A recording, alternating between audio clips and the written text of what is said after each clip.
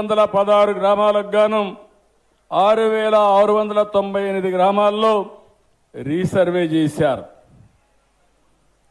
ఆ రీసర్వే చేసి దగ్గర 2,79,148 మంది ఫిర్యాదులు చేశారు. ఈ రీసర్వే తప్పుడు సర్వే జరిగింది. ఇప్పుడు కూడా ఇక్కడ ఒక 2 ఇచ్చారు. మాది 2 సెంట్లు పోయిందని, మాది 4 సెంట్లు పోయిందని. మా వాళ్ళు అంటారు 2 సెంట్లు 4 సెంట్లకి మళ్ళా రీసర్వే చేయలేము, లేకపోతే అది సమస్య పరిష్కారం చేయలేము అంటున్నారు. కానీ సానుకూలంగా ఆలోచించి ఏదో ఒక విధంగా ఆ సమస్య పరిష్కారం చేయడానికి కూడా మేము ప్రయత్నం చేస్తామని చెప్పి కూడా నేను మీకు తెలియజేసుకుంటున్నా. ఈరోజు మీరు చూసినప్పుడు 33 రోజుల పాటు ఈ సదస్సులు పెడుతున్నాం. ఈ సదస్సుల్లో నేను మా డిపార్ట్మెంట్కి ఒకటే కోరుతున్నా, ఎట్టి పరిస్థితిలో కూడా సమస్యలు పరిష్కారం చేసే బాధ్యత మనం తీసుకోవాలి. ఒకసారి 6 నెలలు పడుతుందా, సంవత్సరం పడుతుందా, మా రెవెన్యూ మినిస్టర్ గారికి చెప్తున్నా, నేను కూడా వదిలిపెట్టిన మళ్ళీ వస్తూ ఉంటా. నా దగ్గరికి ఒక్క పిటిషన్ కూడా రాని రోజున మీరు సమర్థవంతంగా డిపార్ట్మెంట్ రన్ చేసినట్టు.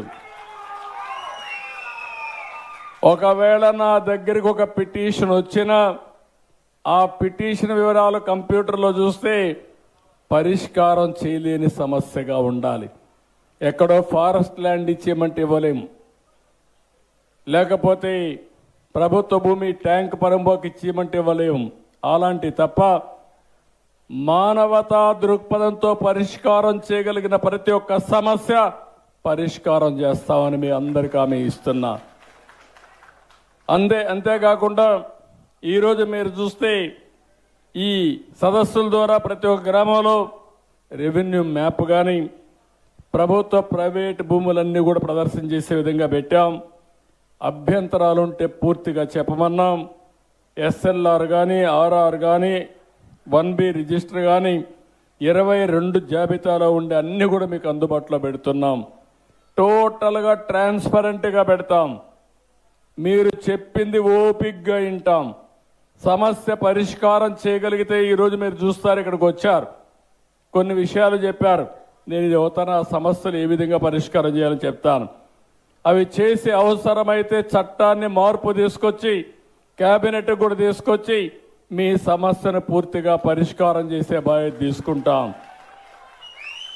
అదే మాదిరిగా మీ భూ కొలతల్లో తేడాలు, సర్వే నెంబర్లో మార్పులు, వారసుల పేర్లు నమోదు కానీ, సరిహద్దు సమస్యలు, భూ విస్తీర్ణంలో తేడాలు, రీసర్వే రికార్డులో నమోదైన తప్పులు, భూ కబ్జాలు, అసైన్డ్ భూముల యొక్క పరాధీనం, నిషిద్ధ భూములు 22A జాబితాను తొలగింపు, ఇవన్నీ కూడా తీసుకుంటాం.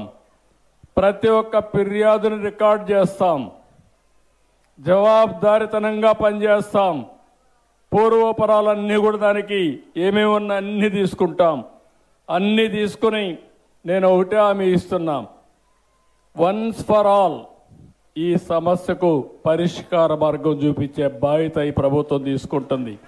శాశ్వతంగా పరిష్కారం చేస్తాం.